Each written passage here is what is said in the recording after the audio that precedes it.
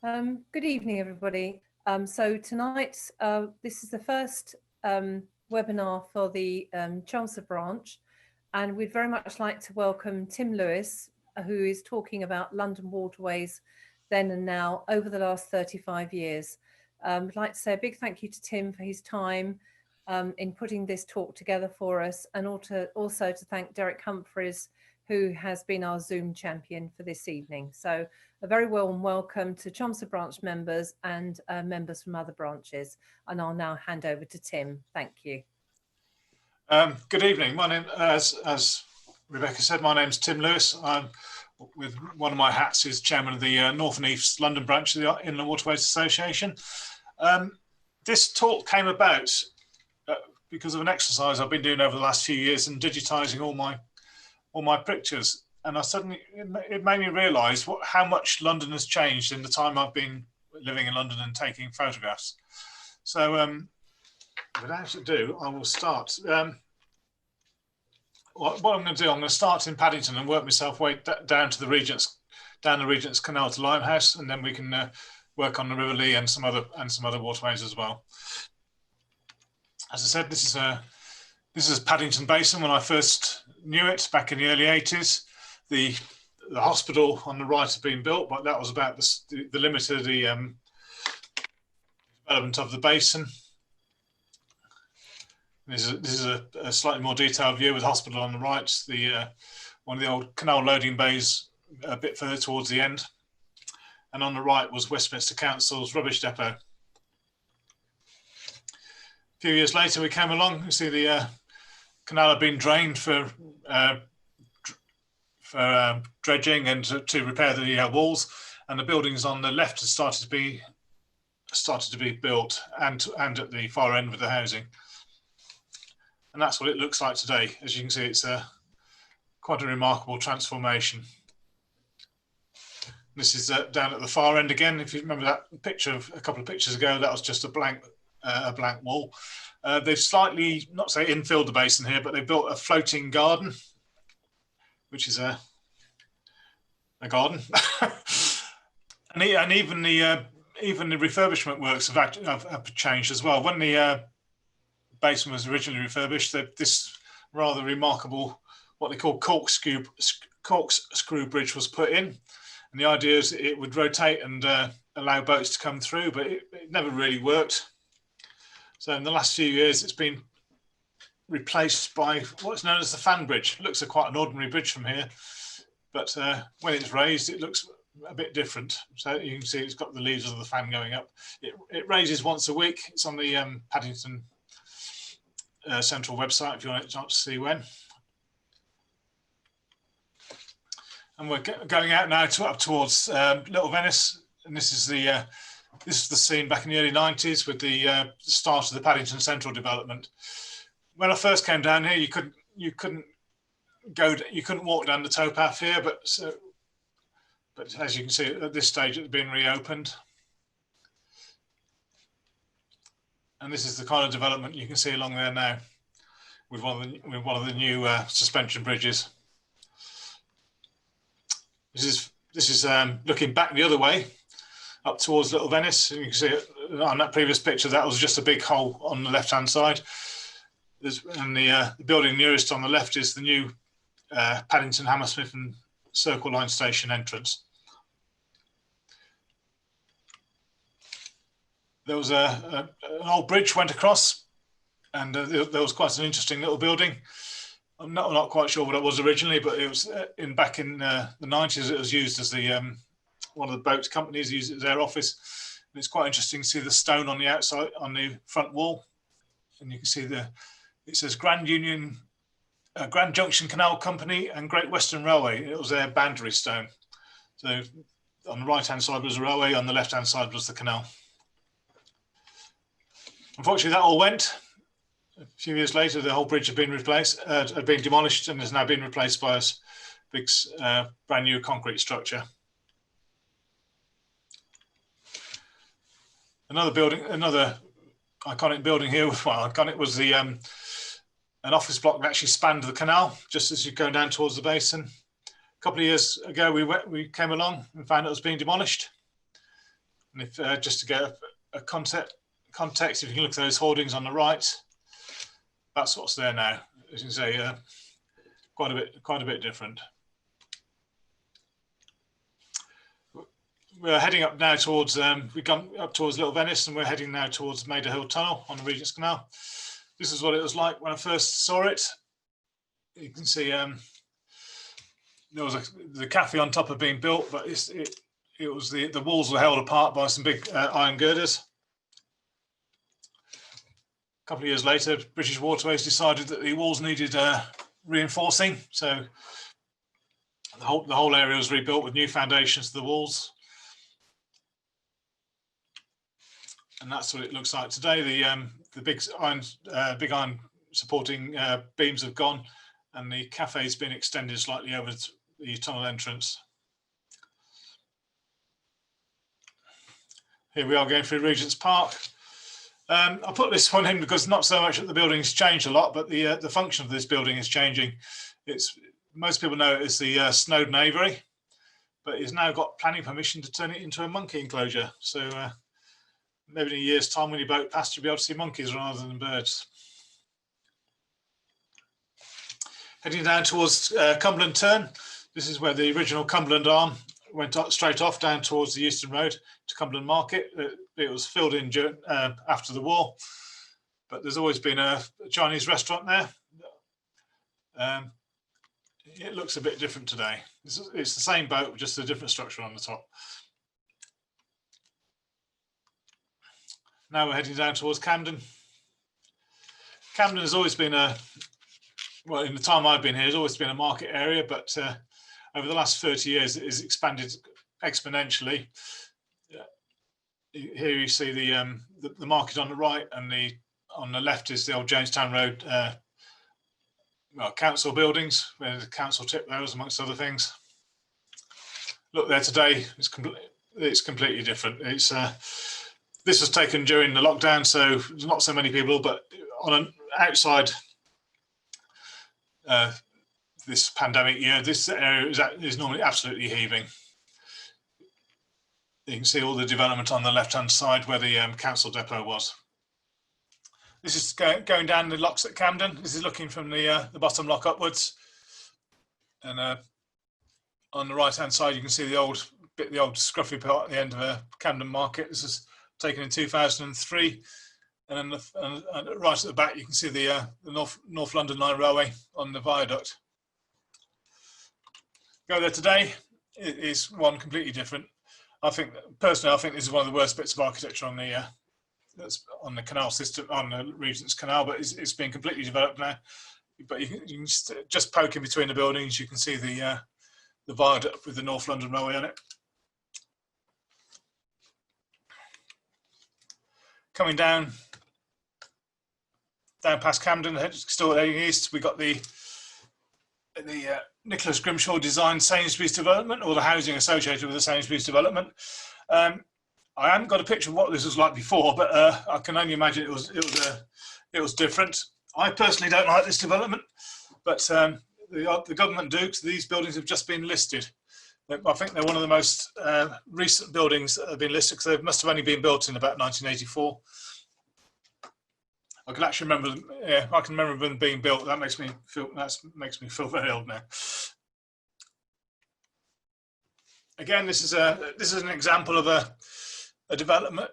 The development that happened in the 60s. You know, there was warehousing, and I think the building on the left is actually a garment factory. But these are the kind of places that are all being demolished in London and rebuilt as flats. This development, I believe, has planning permission, but it's not. I don't believe it's started yet. But what I'm trying to say is that you won't, in a few years' time, you won't see any offices, or you won't see any warehouses or factories alongside the canal. It'll just be wall-to-wall housing.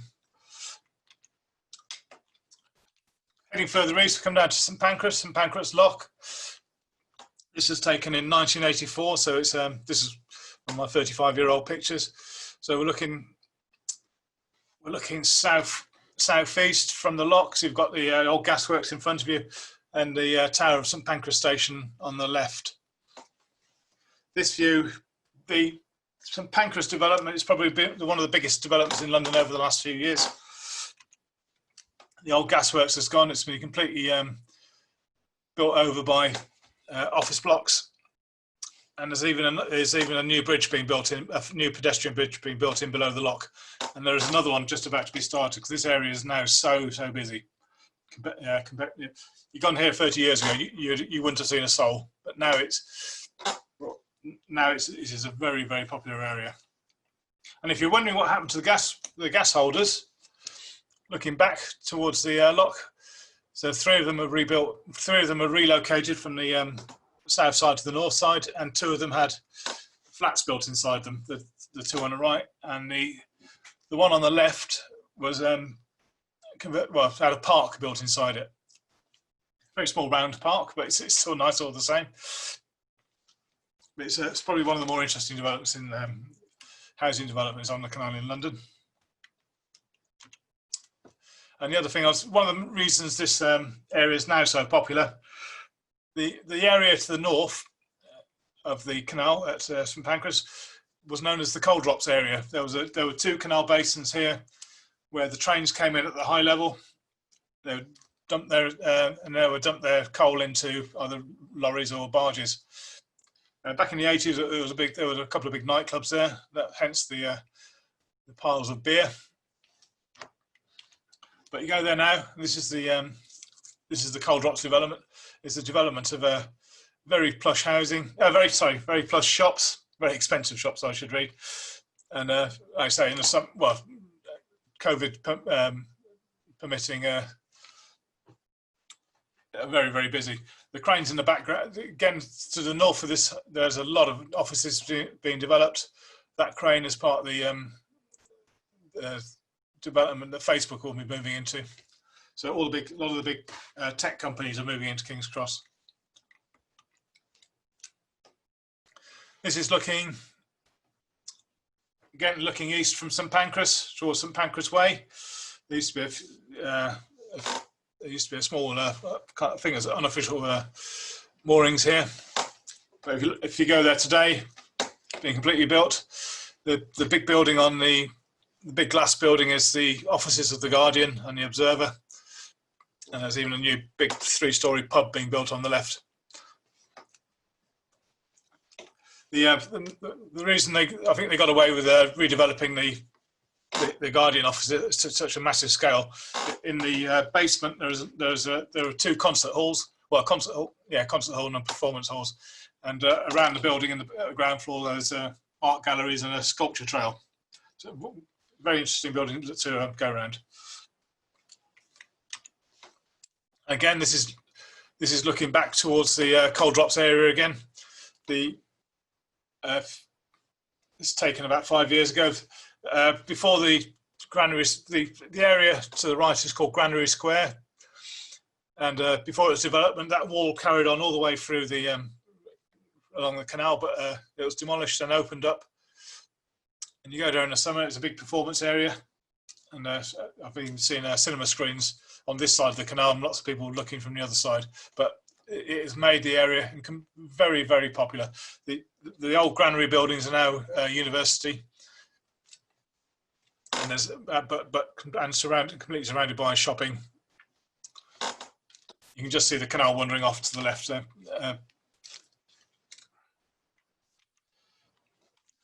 Still in King's Cross, we've passed the works around St Pancras. This is Battlebridge Basin, which is a basin that came off to the south of the canal, just sort of by York Way.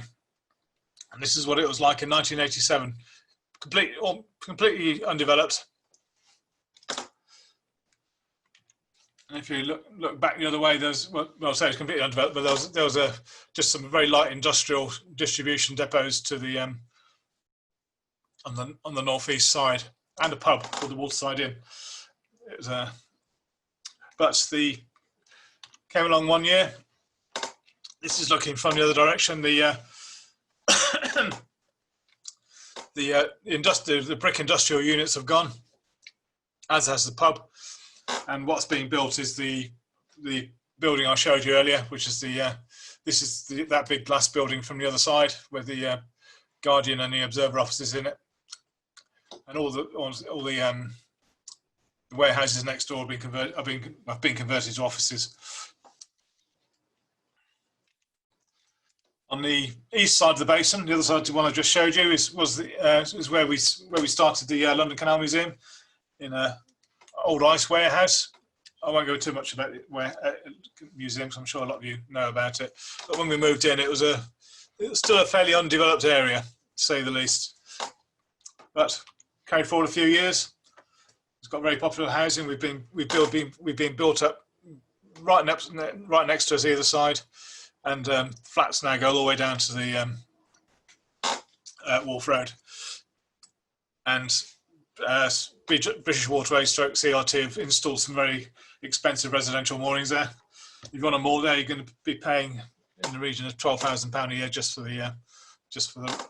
the rent.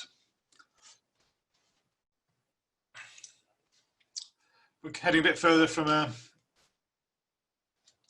St Pancras now. We've gone through Islington Tunnel. We come to just above City Road Lock. Just by the old lock, there was the Die Speckers Terrazzo Factory. Very, very dusty, very well, I wouldn't say polluting, but it was certainly a very factory atmosphere. They closed down a few years ago, and the inevitable, they were converted to offices and flats. I'm not sure which one you'd say you prefer, but I think they've done a very nice job. You still kept the old crane and the chimney. This is City Road Basin, another basin that's been quite massively developed over the years. Unfortunately, I've not got a kind of before picture, but the two things, obviously the two buildings at the bottom are the ones that really changed the view down here. City Road Basin is a private basin, which is mainly occupied by Islington Boat Club. Carrying on a bit further east, we have Wentlock Basin. Again, this was taken 30 years ago, 1990. It was a bit of the backwater then. A few private moorings. Head on a few years later, and it's again the whole area has been completely redeveloped as flats.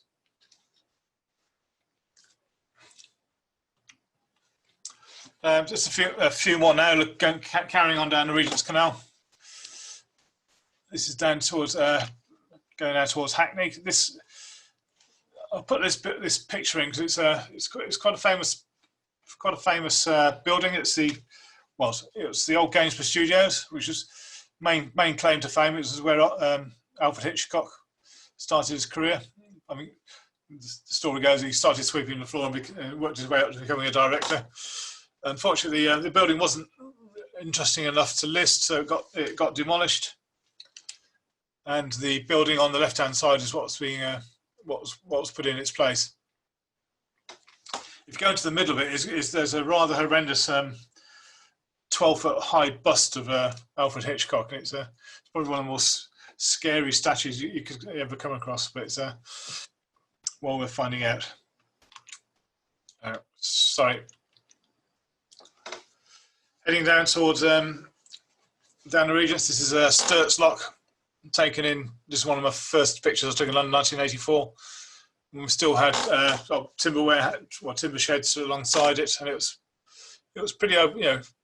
Not a lot of people came down, brought their boats down this far, but from the brave people of London boaters.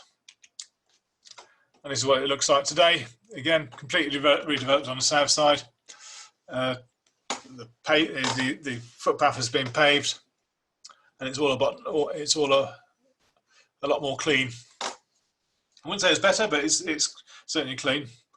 Incredibly busy in the summer. Well, incredibly busy all the time, especially with walkers and cyclists.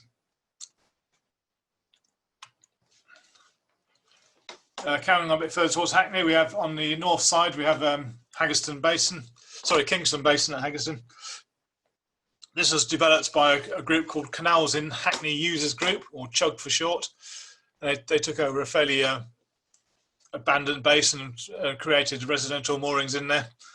But again, with a lot of London, especially Hackney, the pressure on development has got really big. This is a few years later when the area to the right has been developed. Carry on forward a few years, and you can see the whole of the surround of the basin is now being developed, which has in the past has caused a bit of a clash between the boaters and residents, especially when the boaters start burning coal and wet wood. I think that problem's been sorted out. Carry on down through Haggiston again past Broadway Market. I put this one in for two reasons. You can see the building on the left is a temporary box park, which is basically a development of offices that's been, which is basically lots of containers stacked on top of each other. So you will give a fairly short-term office development. But the other reason is the gas holders of Bethnal Green Gasworks. There's been a lot of controversy on this site, and in the last week or so, it's had permission to be rebuilt, and they're going to do something very similar to what was done at St Pancras King's Cross, with flats built inside some of the gas holders.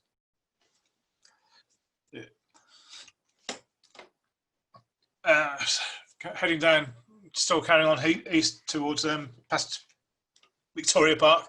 I'm afraid I'm one slide missing here because this is a very rare picture of Victoria Park. The next slide I meant to put in, which I didn't have time to find, was those moorings are now 100% double-bested mooring, double up moorings all the time. So you won't see that. You'll very rarely see that view now for moored up boats.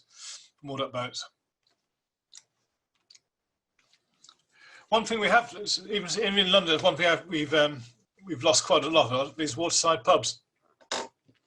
This was one of the more famous East London pubs called the Cricketers on Old Ford Road.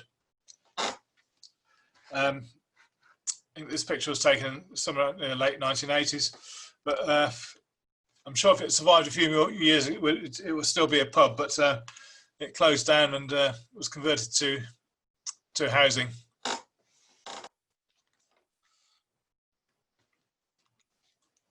We're carrying on down to through East London. This is Mile End Lock, taken in 1984. You can see the whole of East London was still very, very, very undeveloped in these areas in these times. But we can see the old lockkeeper's cottage on the left. Go there today, and it's had rather a startling extension built onto it, it's now part of the Queen Mary University campus. It's called the Lockkeepers. Oh, I forget what it's called. It's called like Lockkeepers Education Building there. So if you want a degree in lockkeeping, you know where to go. Again, we're carrying on down through past Mile End Park.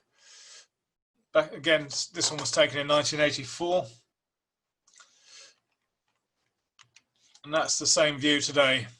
Again, just mile upon mile of flats have been built. Again, as I said before, we won't see for much longer his warehouses alongside the canal. This one again at Mile End went a few years ago. Next one after Mile End, we come to Johnson's Lock. If you've ever been to the Ragged School Museum here, it's a very interesting area. This is looking back up the canal, and that's what it looks like today. Just more and more housing. I'm not when I say this is solid housing, I'm not necessarily saying it's a bad thing. It means the canal just become a very vibrant area, but it's what you don't see is the old traditional industry and warehousing. Next lock on the Regents is Salmon Road. Again, this is taken in 1999. Even then, this was a very dodgy area. But go there today, and the whole old bridge has been built by a modern structure, and it's been completely surrounded by flats. But now we're heading towards Limehouse. This is another area that's undergone amazing redevelopment in the last few years. This is a commercial road lock looking into the basin. And you can see on the south side of the basin, you can still see some of the old warehouses. So this was taken in 1984. And that's what it looks like today.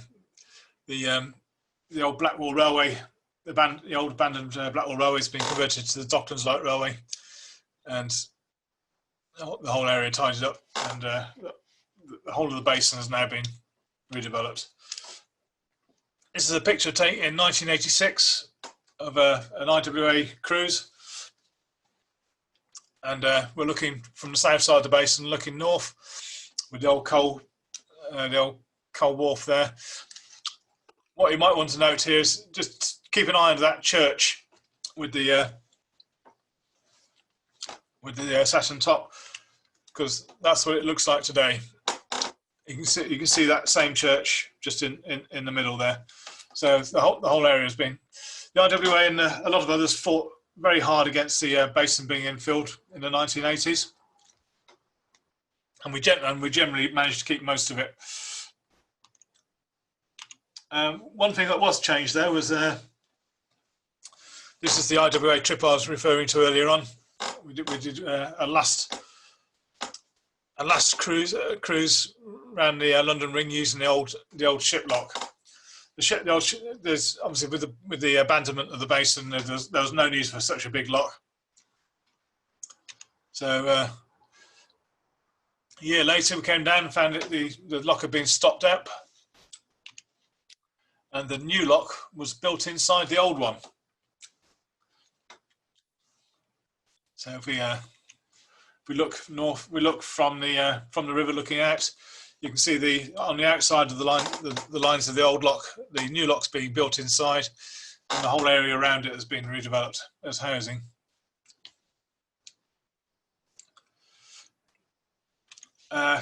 Just a bit of a history lesson here. Just to the east of the ship lock, there was another lock where the Limehouse cut exited onto the Thames.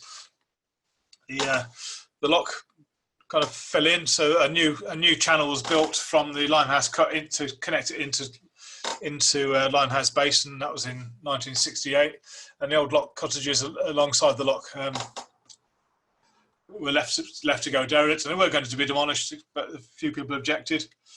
And you go there today, and that's what you see. The old lock is an ornamental pond, and the lock cottages have been. Well, I was going to say refurbished, but yeah, they look like something new. But the whole area has been redeveloped. One thing that was, what did happen in Limehouse Basin was I don't know if any of you have used the A13, where you go under the Limehouse Link Tunnel. Well, the tunnel goes underneath Limehouse Basin, and it was rather clever the way they built it, because rather than tunnel underneath it, which would have been very, very difficult, because with the very shallow depth of the tunnel. So what they did, they filled in the basin, well, the north side of the basin, and dug the tunnel through the fill. And then when the roof had gone back on the basin, they dug out all the material from the basin and put it back to boating. But there was a fair bit of the basin that was lost, but not as much as there could have been. You can see the early stages of Canary Wharf being built on the right there. This is 1991. And that's a picture taken down in the tunnel itself, looking up at the props. We're heading now towards Three Mills. I don't know if people know there's an amazing network of waterways in East London called the Bobat Rivers, and this is the original entrance. This is where the water came, the old River Lee, where it came down parallel with the navigation,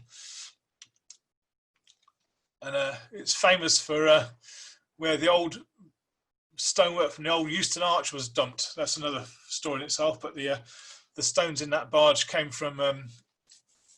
Well, they dragged out the river, and they were part of the original London Euston Arch, which was very controversially demolished in the 1960s. But the reason I showed you that last picture, because as part of the Olympic development. A new lock was built on the on the tidal River Lee, called and it was eventually called 3 Mills Lock. Unfortunately, it turned out to be a bit of a white elephant. It was built far too late to help with the Olympic site development, and as it was, there was not a lot of heavy materials came in and out of the site because it was very because it's they by and large use the materials on site or bought in aggregate by train. But it is a very expensive big white elephant. The normal access from the River Lee down to onto Bow Creek is through bow locks. This is a picture of bow locks taken back in about 1985. One of the problems they had here is that every tide came up, they pushed the gates open and brought in a lot of silt. So the bit of navigation up to Old Ford was always silting up, had to be continuously dredged. But obviously, once commercial traffic finished, there was no, the dredging stopped, and it got worse and worse.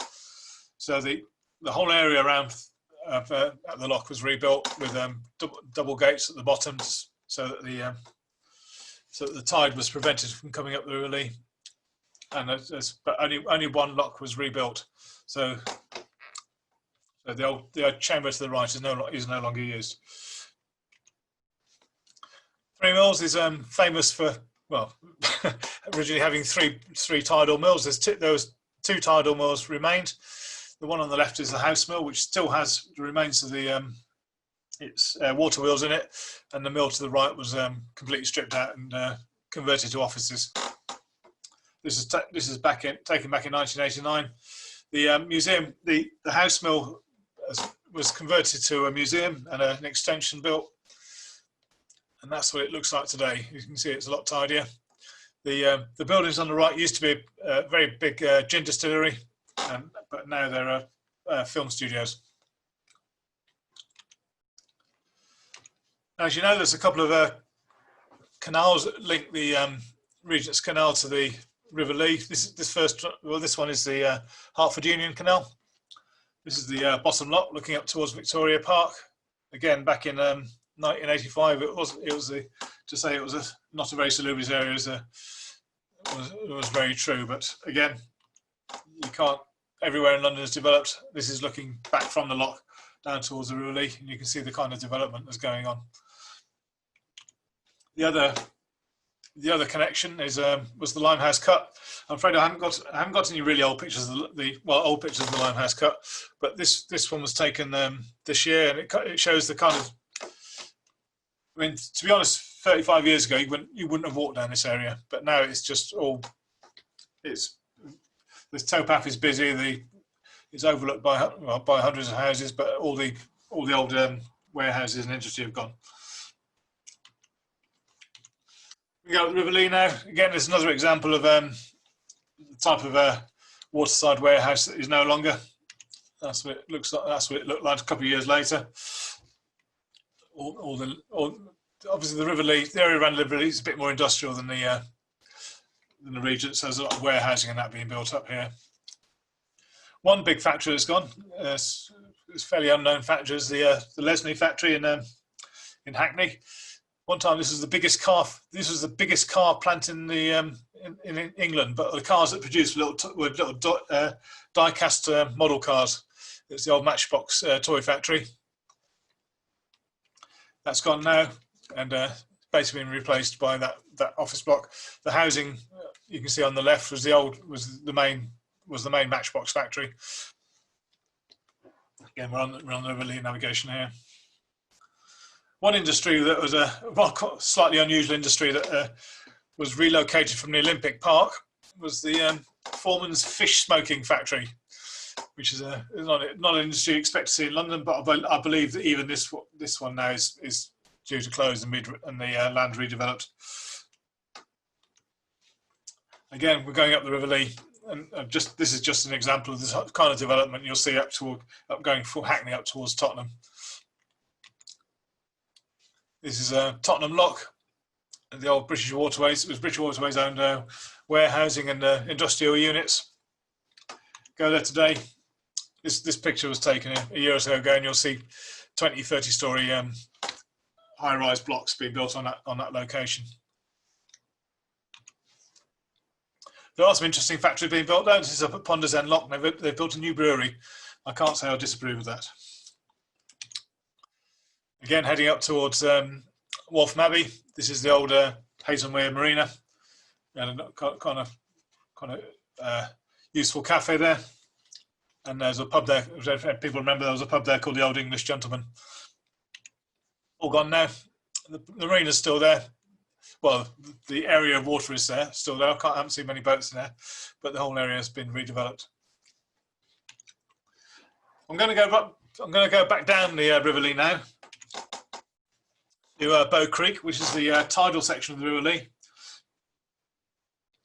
And it's if anyone's ever boated it, but it's very bendy, it's very twisty bit of waterway that connects 3 mills to the tidal River Thames. This is what they call the Limbo Peninsula, and when we first came down here, there was a factory on the island, on the loop there. It was the Pura margarine factory. It closed down a few years ago. That's another view of it. Closed down a few years ago, and is now what is known as, I think it's City Island Living. Again, a massive development. Another interesting plot on Bow Creek is the Cody Docks, the old gasworks dock, which is a bit of an oasis because it's been converted to a bit of an environmental centre. And there's a cafe there and it's well worth the visit. You can look it up when it's open. It's called Cody Dock. Takes a bit of finding. As I said, around East London, we got to the east of the River Lee navigation. We've got a series of waterways called the Bowback Rivers. And this is the kind of one possibility I see is just sorry, it's my phone. This is Carpenter's Road Lock, which connected the City Mill River to the Waterworks River. Got very derelict. I think I've read once. It was only ever used once, but it has some very interesting radial gates. But obviously, this area became the Olympic Park. Billions and billions of pounds spent here. And during the Olympics, the whole area was tidied up, bridges put in, connecting the various venues, and the lock was superficially restored. With a lot of campaigning from the likes of the IWA, the lock was eventually restored. Not quite the same as it was, but it retained the unique rising radial gates. Further down the other end of the City Mill River, there's the second lock which connected the City Mill River to the Waterworks River. This is a City Mill Lock, and you can see before 3 Mills Lock was built, this is a very tidal area, so had double gates either end, but in very poor condition. But this lock was restored fairly early on. You can see the renewed with double gates, and we still see the old lockkeeper's cottage. But that wasn't the end of the development. Carrying a few years later, and even the lockkeeper's cottage has been completely surrounded by a new development, and a development on the left, which is on Stratford High Street. Again, if you're looking at the Waterworks River, it really was a dump back in the 80s and 90s. This was taken back in 1989. Go there today, it's another world. This is the Olympic site, where the old Olympic Stadium, which is now being converted to the West Ham football ground, and the Arsenal orbit. This is look back in the other way. You've got the Stratford City on the left, and the Aquatic Centre, towards centre on the right, and all the trip boats. Carrying on around the old River Lee, carrying on towards back towards Old Ford. There used to be a waterway that went off going north called the Pudding Mill River. I don't think it's been navigable for about 100 years, but it certainly isn't now because they built the Olympic Stadium on top of it. And that's what's left of that entrance where that bridge was. This is an IWA trip of going back to 1989, when we first started getting interested in the Bowback Rivers. Again, a view of what it was like in as late as 2005. This is the City Mill River. and that's what it looks like today. A bit bleak, a bit, but the park is incredibly popular. I'm just going to do a quick rip down the in West London, but because I'm running a bit short of time. This is the we're going back to this is the Bulls Bridge connection with the Grand Union Paddington Arm and the main line. This is old British Waterways maintenance depot and dry docks, and that's what's left of it today. Is a bit of a super visual part of the Tesco car park at Bulls Bridge. Coming down to Paddington Arm, again, it's probably not quite as been as developed as the Regents Canal, but there are some massive developments. This is at Alperton. Oh, this is the North Circular Road, as it was back in 1991, but and with the aqueduct going over it, the North Circular had to be widened, and a completely new. I've not got a very good picture of the recent one. The new aqueduct built in its place. If you look in the middle of the picture, you can see where the old aqueduct was, and with the foundations for the new one being built. What happened here? They built the new aqueduct to the side, demolished the old aqueduct, put the foundations, and then slid the aqueduct back in place. It was a very clever piece of work. Heading right towards London in Park Royal. We used to call this place Windy City because you've got the baked bean factory on the left and the Guinness brewery on the right. But again, all gone, and it's now warehousing. Heading back towards Greenford, we used to go underneath the old Taylor Wood offices, which were built over the canal. Now, all gone, and it's now a wharf called Engineers Wharf, where there's a lot of residential moorings. And just to finish, I've got a couple of pictures taken around in West London at Brentford. Again, some of the old overhanging warehouses in the basin at Brentford. They're still there in some kind of form, but there's the local IWA branch are pushing a very hard campaign to keep some of these warehouses, just to give you a sample of what used to be there. But there's a massive pressure to redevelop the last bit of Brentford. This is what the rest of the Brentford Canal Basin looks like, completely redeveloped, but with some moorings in the middle. And that's the hopefully not too run over too much. That's the end of my show about how London's canals have been developed in the last 35 years. Well, hello again, Tim. That was a fantastically interesting talk. Thank you. I think to have taken all of those pictures to do the before and afters and kept them so well is giving us a real insight to all the developments, etc. I can't see that anybody's posted any Q&As, but I did try to post a question myself and I couldn't seem to get it to work. So I'm just wondering if that might be a technology problem. I think I found in the past, if you're a host, you can't post questions. Yes, I did wonder that, yes. Yeah. So I'm not sure if anybody would like to ask any questions, but I've got a couple, if I may. First off, you said there was a park in the gas holder. Yes. Can anybody visit that? Oh yes, it's a public park. Yes, you can access it from from Granary Wharf, or off the new footbridge from Camden Street. And by a park, I mean, do we mean green trees? Oh yes, it's not massive. It's only the inside of an old gas holder, but it's got green. It's got benches and a few scrubs and that. You won't play football in it, but okay. And I noticed the building that you said, the floating boater. Was that originally a pub? Floating. A little brick building that there was. Oh no, that was it. When we knew it, it was the booking office for the trip boats there. For the floating boats, okay. And the restaurant. But, that sounds good. No, it wasn't. No, it wasn't a pub. It was a booking. I don't know what it was originally built as. But if you noticed on the wall outside, there was a stone with a marker which delineated the railway lands from the canal land. I meant to point that out, but I forgot. Which is now in the Canal Museum. Oh, right. Okay. Now I can see some questions being posted now, so we'll ask those to you if you wouldn't mind. The first one is from Roger Stoker, and he says, "Oh, will you be able to put this online?" So I'm not quite sure. Yeah, or it's been recorded, and we can put it on YouTube. It'll be put on YouTube. Okay.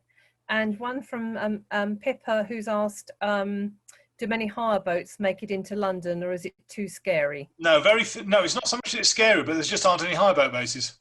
A number of companies have tried hire boats. There was one in Willow Tree Marina a few years ago. There used to be one up at Bloxbourne on the River Lee. And I think there is the odd one or two worked out of it, West London. But the reason they don't come, there aren't any hire boats. The nearest hire boat base is Leighton Buzzard. So you're talking 4 days, you're talking 3-4 days boating to get to London, and I think people are put off by the fact that London, there's a lot of horror stories about there's no moorings and that, which is true to a degree, but I've never known anyone who's come into London and not be able to moor or enjoy themselves. Yes, I think they were Canal and River Trust were trying to make some improvements in that. Yeah, there's now bookable moorings in London, so yes, that's good. I can see Neil Edwards is on the participants, so I'm sure there's had something to do with that in the time. There's also a question from Ian saying there were some river buses moored in your picture at the Olympic Park. Were these the ones intended to run a shuttle during the Olympics? Yes, they were, but unfortunately they went bust before the Olympics started. Oh, dear. They were going to charge about £85 to take you 2 miles from Limehouse to the park. It was a completely uneconomical business model. That's a great shame. A lot of the boats are still around. Yes, well, that's good. Well, I think that's all the questions we've got online. I think I've noticed some of the participants actually joined us on that trip to Canal Cavalcade last year, and a lot of us did a boat trip up to Camden, and which we've really enjoyed. But when we got to Camden Market, we found it so overloaded with tourists that we probably all got off the boat and walked back again for some peace and quiet. But it was still a it is a very it was a very, very busy area. Yes, absolutely. Roger's posted another question and said, I think one reason hire companies stopped in London was due to some hirers taking boats down the Thames. I don't think that's quite true, because the hire company actually encouraged it, but the PLA have actually banned hire boats from going on the Thames Tideway now. Oh, right. So you can't, if you come down to London, you can't do the Thames Ring on a hire boat. Oh, okay. Yes, it says that the Port of London Authority weren't happy with it. No. Pippa's posted another one saying, do you have a favourite 3 to 4 mile walk in the Bow Rivers area? That's a good question, I think. Well, no, I wouldn't say it's favourite, because there's basically you've got 2 or 3 loops. You've got the river, you've got the Lee Navigation, the City Mill River, and the Waterworks River. And to be honest, you could do them all in a day. You could do them all in one session. Well, I've certainly cycled them all in one session in that day. It's and then you can pop down to 3 Mills, which makes a nice day's walk. But I wouldn't say I've got a favourite, no. But because I just got so many memories of what they used to be like. Yes, absolutely. But they're short enough that you could probably do them all in a reasonable day's walk. Mm. Yeah, well, very fascinating. And I mean, you're absolutely right that there's been so much development, and unfortunately there's been some lovely history lost, but some of the areas have been considerably tidied up. Yes. And that's an advantage, and also people feel safer to actually visit the area, whether on a boat or by walking. So that's got to be good too, because there were some very derelict areas, wasn't there? So yeah, that's good. I'm just seeing if there's any more questions. No, I don't think so. Tim, I'd like to, first of all, I would like to say thank you to Derek, who I don't think the participants can see at the moment, but unless you'd like to turn your camera on, Derek, to act as our Zoom champion tonight. Because this is the first one that the Chancellor Branch have done. So very many thanks to Derek. There he is. Thank you. Thank you very much to Chris Chandler, who many of you know is the Chancellor Branch Secretary, and Roy, who set this up for me while I was doing other issues. And thank you very much to Tim, who's kindly done the talk. He's had to rush home tonight in a traffic jam, etc., to get online to give us the talk. Just to remind you all that we have Roy Chandler is going to do a talk for us in November as well, and so please join us again for that. We will send you out the link again, and the Chancellor Branch is going to hold a Christmas quiz online as well. So until we can meet and see each other again, we're going to have to operate in this environment, but hopefully it still provides nice evenings entertainment for people. So thank you very much to everybody. And if there's no further questions and nobody wants to say anything, I think several people have posted a note saying thank you very much and how interesting it is. What a interesting talk it was. And we're always grateful to our speakers who put time and energy and expertise into giving us an interesting evening. So thank you all very much. And thank you very much, Tim, for your time. It's been very good. Very interesting photographs, etc. So thank you. Okay, well, in that case, we'll say goodnight to everybody and hopefully see you all in November. I hope that some of you who visited us from other branches will visit us again. You'll be extremely welcome. So thank you all very much. Okay, good night.